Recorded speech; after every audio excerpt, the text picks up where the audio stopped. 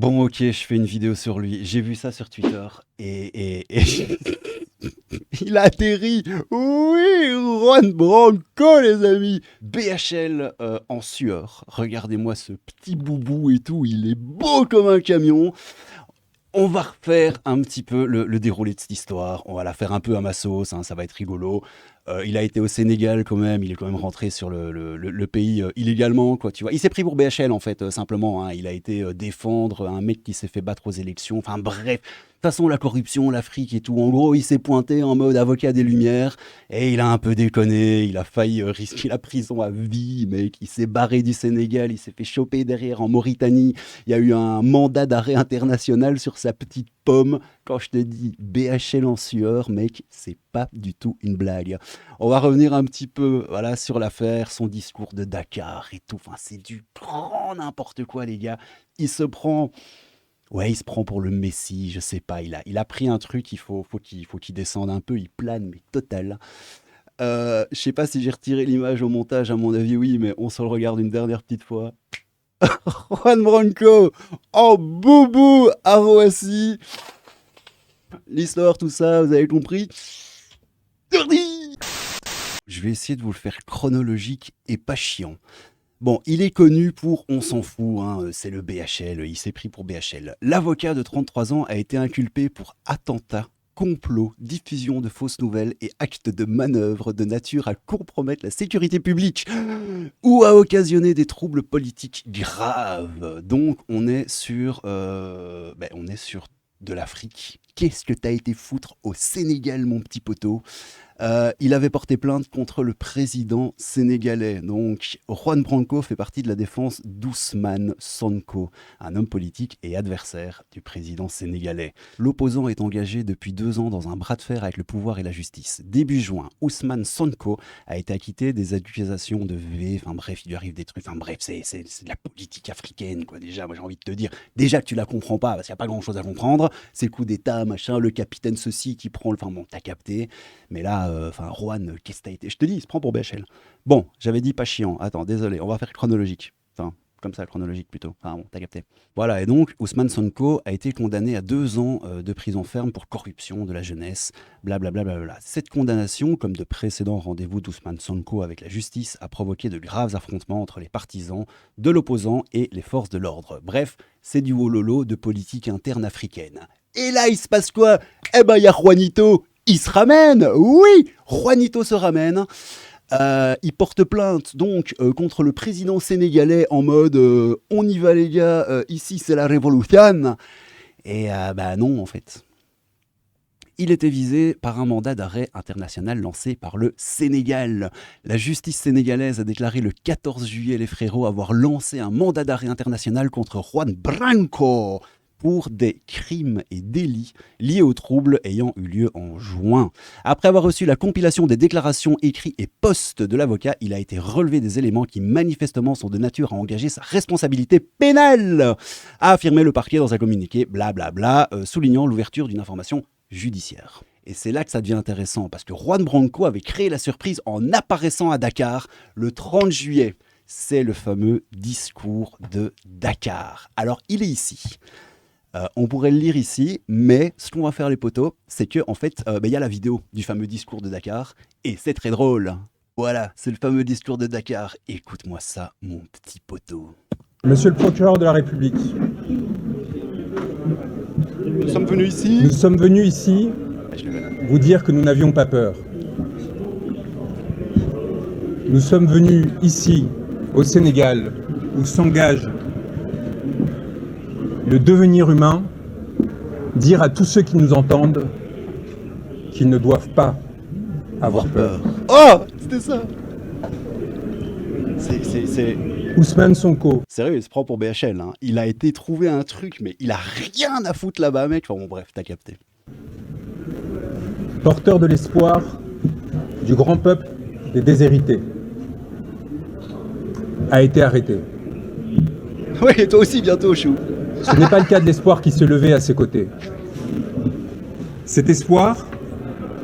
Je suis désolé, j'y pense maintenant, je fais une parenthèse, mais en fait, le mec, il est rentré à Paris là maintenant, je vous jure, dans sa tête, c'est devenu le BHL. Il va vous sortir cette histoire sénégalaise comme quoi il a risqué la prison, machin, à vie, il a mis son existence entre parenthèses pour le bien de machin, tu vois. Il va te la sortir en mode Messi, ça va être incroyable. Ça va durer longtemps à mon avis. Bon, bref. Que les balles n'ont pas réussi à détenir résonnent par-delà ces contrées. T'as vu comment il mate et regarde comment il mate la caméra. Ces contrées. C'est dingue. C'est une pièce de théâtre, frérot. Je te dis, c'est une pièce de théâtre. Résonnent par-delà ces contrées. Il s'élève et s'impose dans les cœurs des centaines de milliers d'exilés qui, de Paris à Hong Kong, ont dû fuir la misère que leurs gouvernants généraient. Cet espoir va au-delà. Il est celui de toutes les masses sombres et obscures qui, partant des jeunes déshérités de Thiès... Non mais sérieux, tais-toi mec. Mais tu vois, le truc qui est rigolo, c'est que, imagine, mets-toi à la place du gouvernement sénégalais. Je dis pas qu'ils ont raison ou qu'ils ont tort, hein, c'est pas ça, je parle factuellement. Tu te mets à la place du gouvernement sénégalais, frérot, une seconde. Le mec Ousmane Sonko, là, ils l'ont foutu en tôle, parce qu'il y a des bails, il y a des histoires. Encore une fois, que ce soit vrai ou faux, c'est pas ça le problème. Il est en tôle, quoi, tu vois. Il y a des problèmes et tout, il y a du wololo dans la rue et tout, les gens sont un peu en mode je suis chaud, il faut calmer le jeu, quoi. Et là, t'as ce mec, Juan Branco, mec, olé, qui se pointe et qui s'assied là et qui fait son petit discours devant la caméra. Et puis après, il se barre en Mauritanie, tu vois, avant de se faire choper. Enfin, perso, moi je fais partie du gouvernement sénégalais.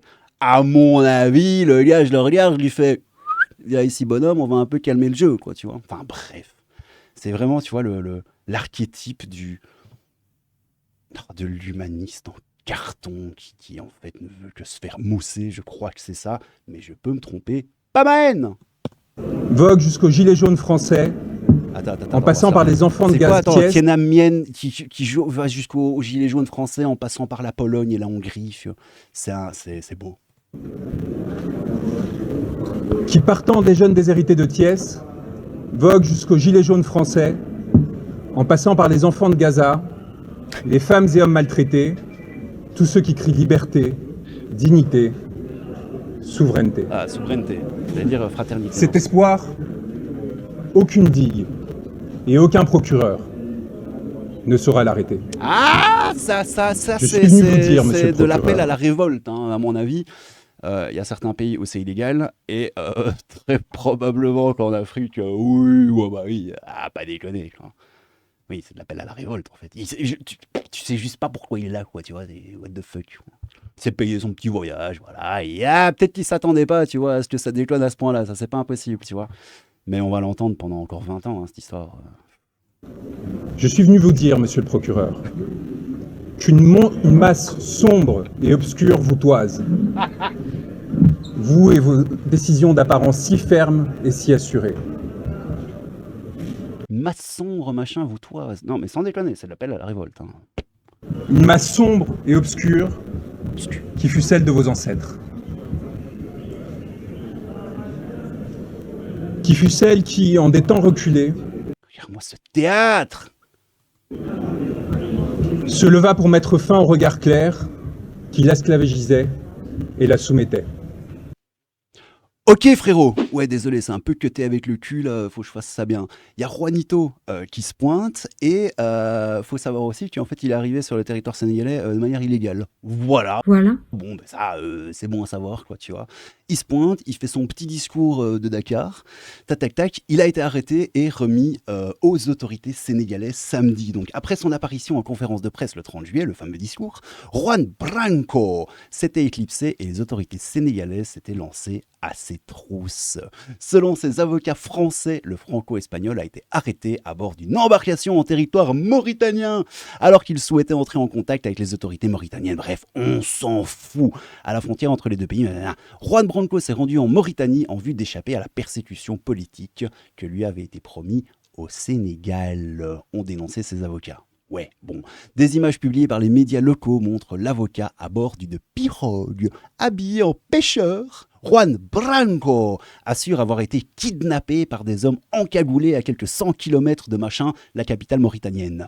Il aurait été blessé au poignet, d'après cette même source. Donc en gros, les Sénégalais, ils sont pointés en Mauritanie, ils ont vu Juanito, ils ont fait hop hop hop, cagoule sur la tête, et viens ici bonhomme, quoi. À mon avis, ça a dû être... si pas violent, au moins expéditif, je pense. À mon avis, ils sont pas du genre à retenir leurs efforts pour arriver à leur fin.